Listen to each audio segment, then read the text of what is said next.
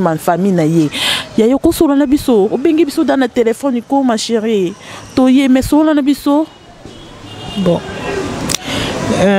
3 jours passés nazaki na ndako na jo appelle à maman abengi ngai na kende na ndako na kendaki na ndako na kutani na maman avant de singai. Moi je pensais peut-être azolo banangai tu sais quoi, mais subitement na mon maman lobi na ngai que non parce que mon bas la grande sœur mangana azana ma possibilité nae maman vandi singa a prendre nga lo banangai. Donc mbongo ya beau frère nanga wana ekoki ko kende libanda te. Congo check check TV Yasibo Mutombo Congo check check TV Yasibo Mutombo Congo check check TV Yedi TV yenu Beno kuiza beno mingi ya eke TV beno eba Congolais. Mbote mingi na bino balanzi ya Congo check check oyo ya yemo komo boss sub Mutombo mwana mobalo ya mbinga mwana mobalo atonda ba forcette na matama mwana mobalo alobaka pe mingi te mon boss, je vous salue là vous êtes hein. Bonjour vraiment en place aux amis vraiment. Là je profite aussi à dire bonjour à Mititima moto abomba ka vraiment nasima ya caméra na ngaso bomona Lauriane moto comme autrement dit moi amour à soda makas abimara bien beau et ça la pour Mititima za nasima caméra sans oublier vraiment mon monteur hein là vraiment la PC sous son mbote si que zoami vraiment André Kitima bambote na yo boyebi bien kina masolo ya kini to bete la rabino ba histoire eza vrai na masolo ya kini to ela kabino ba événement topé ba phénomène o eleka na kati ya kini o kasi lelo to suis appelle ya ndeko moi Simon encore je sais pas si Metitima il est ensemble avec moi a fongola ngai na invité nanga to e ba invité nanga azanani.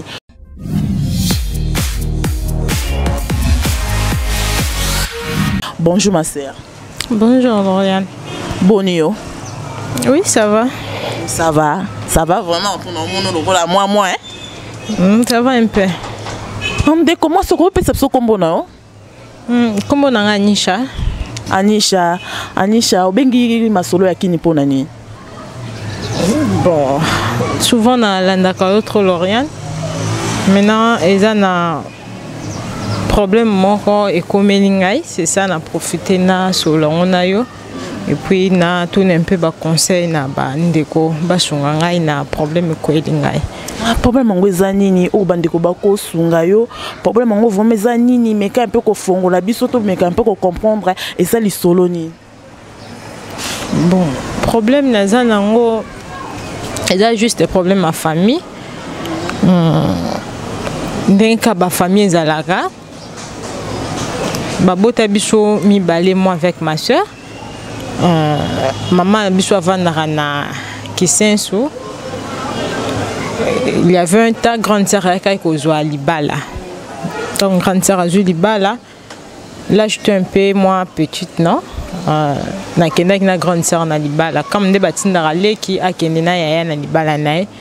Et na kende na grande sœur na libala nae. Et après na tangue pas grande sœur. Na joué diplôme de ma beaucoup grande sœur. Ça fait 2 ans déjà, banda grande sœur à Kenda, Libala nae, Azouakazemte. Bon, on est à, n'habité ce qu'ils ont par rapport en quoi? Kenda qui n'a pas hôpital, bon, bien qu'à Kenda na mbal nae, n'a vraiment temps à retour dans notre room, mais n'habité que nos grandes sœurs n'eng avant awa, Azo concevoir te na Libala nae 2 ans de gens de mariage. C'est que les autres qui l'ont jusqu'à maintenant, pour te dire même, n'a même maintenant ma boca grande sœur n'a naté, n'a même pas ma boca parents n'a. Mais nous avons. Je suis une amie. Na kimi moi m'ke pour un problème kimi nini. Bon. Oh bah fidèles téléspectateurs on a biso jusqu'à maintenant. Ngana bino tozo ebate histoire en wezani tozo monaka notre sœur azana ba émotion alobi kaza lisusu pa grande sœur na été o abandai ko bokola e alobi azongi pe pas maman la bango te chose grave aza pa ya copine na moko boy. En tout cas vraiment quand ndi masolo qui nous en a posa ko découvrir le solo ngo poto meka un peu copé sans conseil de tozo ngato solo la nande ko mwasi ay bisa biso au juste c'est quoi hein oui sali ke ye akima famille na ye ya yo ko solo na biso obengi biso dans le téléphone ko ma chérie to ye mais solo na biso bon 3 jours passés nazaki na ndako na jo appelle à maman abengi ngai na kende na ndako nakendaki na ndako nakutani na maman avandisi ngai. Moi je pensais peut-être azoloba na ngai tu sais quoi, mais subitement namoni maman lobi na ngai que non parce que mon bas la grande sœur mangana azana ma possibilité na ye. Maman avandisi nga apprendre nga loba na ngai. Donc mbongo ya beau-frère na nga wana ekoki kokende libanda te. Comme bon on est il faut bon on est circuler juste car na famille comme grande sœur azobo tate donc pour na bango na famille ba proposer ngai na bimana mba la grande sœur nanga. Bon je n'arrive même pas parce que la minute comme je venais na ndeni ko bimeza ke boke tambola pe bobeti moi tout na comme moi c'est ya mba la grande sœur nanga. Pourquoi ça? Peut-être que c'est ça le problème. Mais quand je parle là, j'ai 20 ans. Je suis vierge. Avec tous les conseils, maman peut s'en banane coco là que non, virginité na gardons jusqu'à ce que na kobala. Et maintenant, quand maman wana a proposé nga tsusu, na bimana mbala grande sœur nangai. Donc na koki même pas. Na zonginda, je pensais peut-être ça idée à maman et n'est comment on a même idée avec ma soeur. Avant de signer tout ce pour allo balanga même ma maman le baki nangai. Jusqu'à présent non kokangote. Ma chérie s'il te plaît, okoma moi si à mobali à grande sœur na yo, peut-être oko bota na ye, sko yomoko, hein, yomoko siko décision mes années. Je n'ai pas de choix.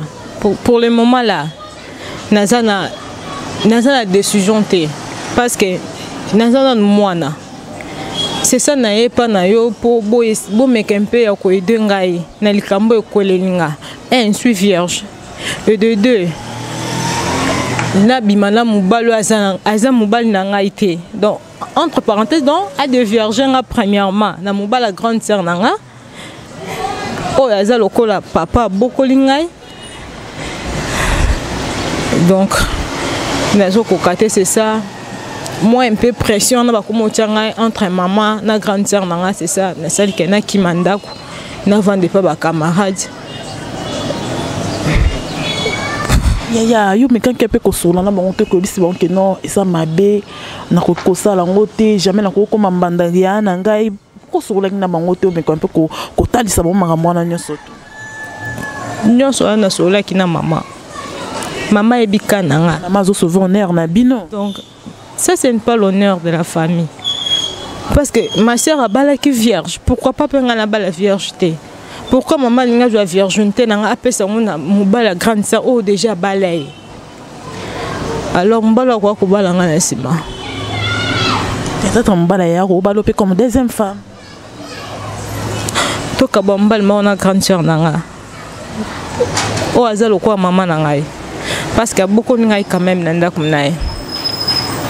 Et le gars là azalo kwa papa nangai. Atangi singai. Jamais na koki ko bimane. Jamais pe na ko bebisa virginité nanga pona biloko mukili. To pona mobali o azaya ngai te. Pourquoi? Tana ba papa liki ba noko talisi bango tala ke papa maman solo baboye yaya pa solo baboye miko solo na bango to pesa bango ba meka pe ko peso idée na bango. Et ça déjà réunion na bango ba sala ki a famille. Et tikale kandinga ba no sengai. Donc tout nazo ko meka ko solane azo ko appuyer makambo wana. Donc c'est ce moniteur na tiki déjà famille na pas non parce que tout na famille aza pour bango moko aza pour ngai. C'est ça na poussé un peu pour avoir un peu les idées quoi faire, si je peux ou si je peux pas. Là, on a vraiment, en tout cas, on a évité vraiment, maman, ce qui est comme côté la virginité, on a biso pour la bombongo, topé mbongo, et ça vraiment ma bémingi.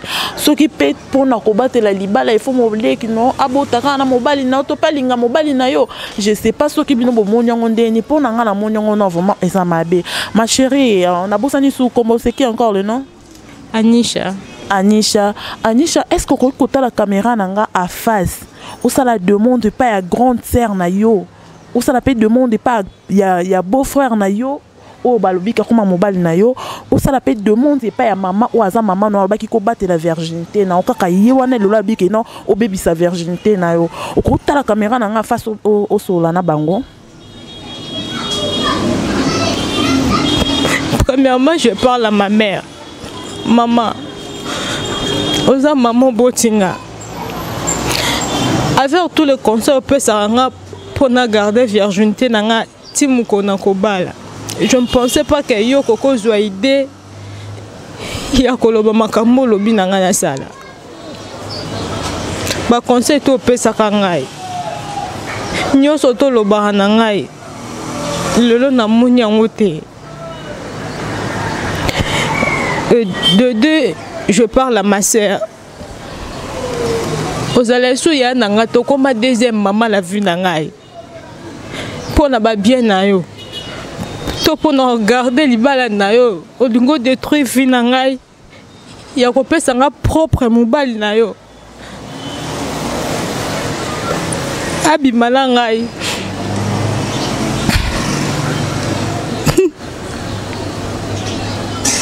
Là, on a tout na leli non qui passe, hein, non qui vraiment passe na ebité bande ko balandi ya masolo ya kin botala non li solo oyo. Bon menkampe ko benga biso bon menkampe ko pesa conseil sur le solo oyo. Est-ce que asalango ou bien asalango te?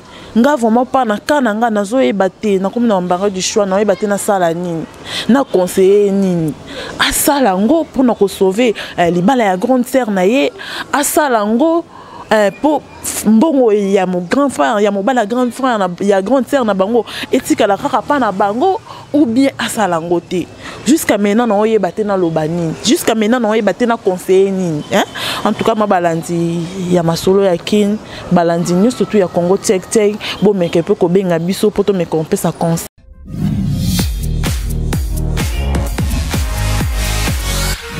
Merci beaucoup. Histoire où c'est tellement choquant. On a vraiment été causé en autant et belé. Bon, il y a histoire à Masolo qui n'a pas causé en autant belé. Il y a un moment que il y a ba distance, il y a ba temps et belé. Bon, on a ka Lorient à l'écran na écran. Pourquoi? Parce que Azela rappelle il y a mon tout mon corps boy abenga. Ayo beta histoire na ye. Nazala na batute kena ke luka muta yo bete nga histoire nazela kande batu mutu il faut bien nga na téléphone ndé na beti histoire na yo c'est pour ça mon attend nga ba émission nga zo temps mulai avant na tourner mususu ndeti o bon ke non ou meli vraiment temps mulai ndé na tourner o ya lelo.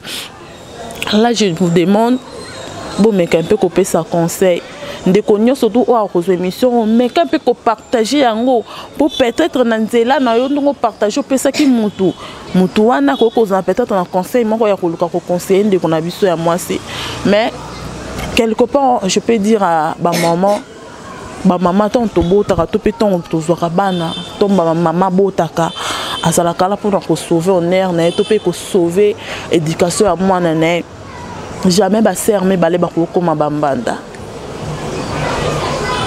Maman soki vraiment yo pour ta l'émission pour nebi ana kinyo talango na bi nga ana kinyo talango na Congo tek ndo talango te mais ana kinyo talango je sais ça mais soko mon émission oyo ngai moura nga Lorient na salio demande ya ko bano ke non longo la idée wana za ngweza mabe quelque part so ngo solo la na mwana il faut tout na ta basala nzambe to comme na sona suka émission ya oza le boko ba la famille.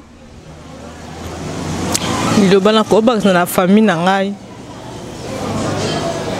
ba meka un peu ko comprendre parce que ce n'est pas facile. Il y a moi si ou bien une fille à garder virginité jusqu'à âge na comme na maman meka un peu koede ngai na garder virginité na nga tina mariage. Déjà de mon fiancé moko boye to pe proposant moko boye a proposa kayo ça ne anaye. Non, je ne pas quoi aimer. Non, comme na mobilité. Non. Nous te dis que moi chose que nous dans mobile nous mo beaucoup pas ko sola na pe so pe conseil bien.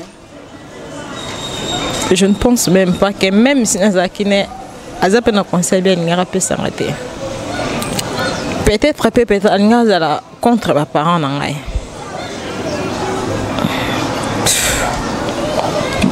Merci Nabino Balandi ya masolo ya kini to komi na suka ya émission na biso ya mokola lelo boyebi bien ke masolo kini na zola ngo tamula ite pour ni poto ya ka histoire ya mutu ay ko beta poto ya kana ba histoire vrai o mutu abengi nga na téléphone na yambi pe na ko sola na bilomo boki histoire ondingeleki na passe na motema na mai na misu na elongi. Et ça li passe vraiment ko histoire où maman azotinda mwana nae aluka abimana mobali ya mwana ne mususu. Et ça li passe makasi na sengi na bino boku meka un peu ko benga ma sœur pour na ko conseiller bo meka un peu ko benga e bo meka un peu ko solana bo sunga e bo pese ba conseil bo pese non idée asala ngo ou bien sala ngote pour jusqu'à là ngana oyeba na ngate suka sala ni na yebi na ngate na profiter kaka ko pesa ba merci na muto azala ki sima caméra ezala ki bongo metitima bambote na yo boni mwana ah bien bébé na la linga mingi wana mwana wana moi moi ça muke hito kwana opese pe bambote ne malgré na bosani kombo ne opese bambote ne. Alors là, je profite aussi à dire bonjour à mon boss, Sibou Mutombo. Merci à toi parce que tu as confiance à ma casse. Si tu as pour nous inviter, merci vraiment. On a profité de ce merci à travers nous surtout. Il y a Congo Tech. Là, je vois directement André Kimbila, André Kimbila, non monteur Nangai, Minastar, ma chérie, Minastar, journaliste Nabiso Moya Poto. Moi, pota tonga Minastar, moi aiba loba kitoko bambote nanga vraiment mingi epanayo.